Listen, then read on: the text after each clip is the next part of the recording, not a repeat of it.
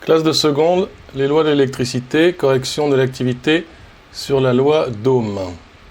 De quoi s'agit-il? Nous avons ici une source de tension que l'on va pouvoir faire varier et ce qu'on appelle un conducteur ohmique.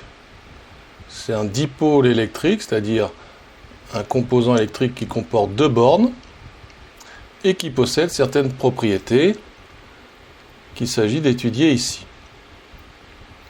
Donc, ce que je vous ai expliqué, c'est qu'il faut faire varier la tension d'alimentation aux bornes du dipôle et tout simplement relever la valeur de l'intensité du courant. Tracer le graphe correspondant. Donc, je vais d'abord aller dans le tableur du logiciel pour définir mes variables expérimentales. La première, la tension en volts. La seconde, l'intensité, donc variable nouvelle, je vais l'appeler I. Et l'unité, ce seront des ampères. Je reviens à ma simulation. Pour 0,1 volt, j'ai un courant de 0,2 milliampères. 0,1 volt. 0,2 milli.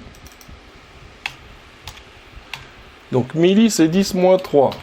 En informatique, on rentre E-3 comme ça. Et il nous fait une conversion en microampères, mais ce n'est pas un problème. 200 microampères, c'est bien égal à 0,2 milliampères. Bien, on fait varier à 0,5 volts 1 milliampère pour l'intensité.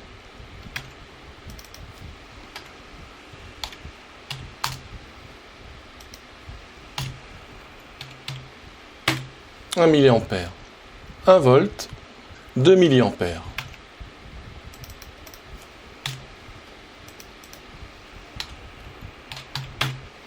Etc. jusqu'au maximum. Voilà, j'ai toutes les valeurs expérimentales. Je vais maintenant fermer le tableur. N'oubliez pas d'enregistrer tout le temps votre fichier pour ne pas perdre toutes vos données en cas de problème.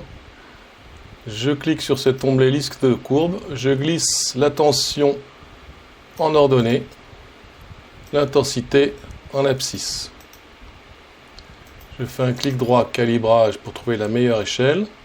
Je peux dézoomer un peu pour voir ce qui se passe.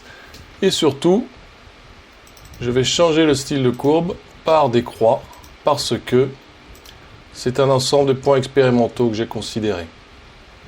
Donc voilà une première étape. J'ai plus qu'à modéliser cette courbe. C'est clairement une fonction linéaire, c'est-à-dire une droite qui passe par 0. Donc je vais choisir ce modèle. Traitement, modélisation. Je vais glisser cette fonction ici. Choisir un modèle linéaire. Lui proposer de calculer. Et j'ai effectivement une fonction linéaire qui modélise très bien cet ensemble de points. Fonction linéaire dont je peux accéder à la formule. On trouve ici que U égale 500 fois I. Ce qui signifie que pour un tel composant, un conducteur ohmique, l'intensité qui le traverse est proportionnelle à la tension à ses bornes. Donc c'est une loi très simple. Cette constante de sa proportionnalité ici, qui peut s'exprimer en U divisé par I, c'est-à-dire des volts par ampère, mais un volt par ampère, on appelle ça aussi un ohm. OHM, de celui qui a trouvé cette loi, c'était un Allemand. Donc on a ici un conducteur ohmique dont la résistance vaut 500 ohms.